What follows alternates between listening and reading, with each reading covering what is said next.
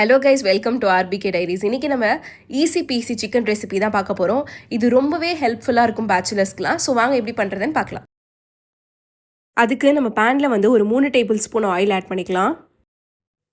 Oil நல்லா சூடானதுக்கப்புறம் நம்ம ஸ்லைஸாக கட் பண்ண ஒரு 3 பெரிய வெங்காயம் இது கூட ஆட் பண்ணிக்கலாம்.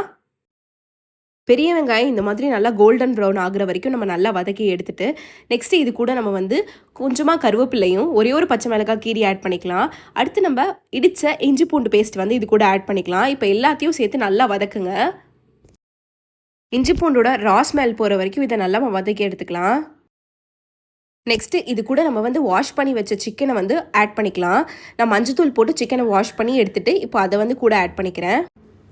இந்த சிக்கனுக்கு தேவையான உப்பை ஆட் பண்ணிவிட்டு நெக்ஸ்ட்டு நம்ம வந்து அரை ஸ்பூன் மஞ்சத்தூள், அரை ஸ்பூன் தனி மிளகாத்தூள், அரை ஸ்பூன் காஷ்மீரி சில்லி, ஒரு ஸ்பூன் வந்து மல்லி, ஒரு ஸ்பூன் கரம் மசாலா இது எல்லாத்தையும் நம்ம சேர்த்து இது கூட ஆட் பண்ணிக்கிறோம். இப்போ இது எல்லாத்தையும் நல்லா கலந்துக்கலாம்.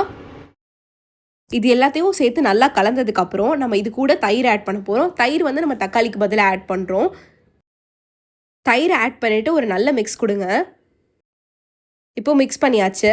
நம்ம ஒரு அரை டம்ளர் அளவுக்கு தண்ணி ஊற்றி நம்ம இதை வந்து ப்ரெஷர் குக் பண்ண போகிறோம் ஒரு 2 விசிலுக்கு. அவ்வளோதான், நம்ம 2 விசில் வச்சு எடுத்தாச்சு. எண்ணெய்லாம் எவ்வளோ நல்லா பிரிஞ்சு வந்திருக்கு பாருங்கள். சிக்கனும் வந்து ரொம்பவே சாஃப்டாக வந்திருக்கு. கடைசியாக இதில் கொஞ்சமாக மல்லி இலை தூவி நம்ம சர்வ் பண்ண வேண்டியதான். இது ரொம்பவே சிம்பிளான ரெசிபி. பேச்சுலர்ஸ்லாம் ரொம்பவே ஈஸியாக வித்தின் 15 மினிட்ஸில் செஞ்சிடலாம்.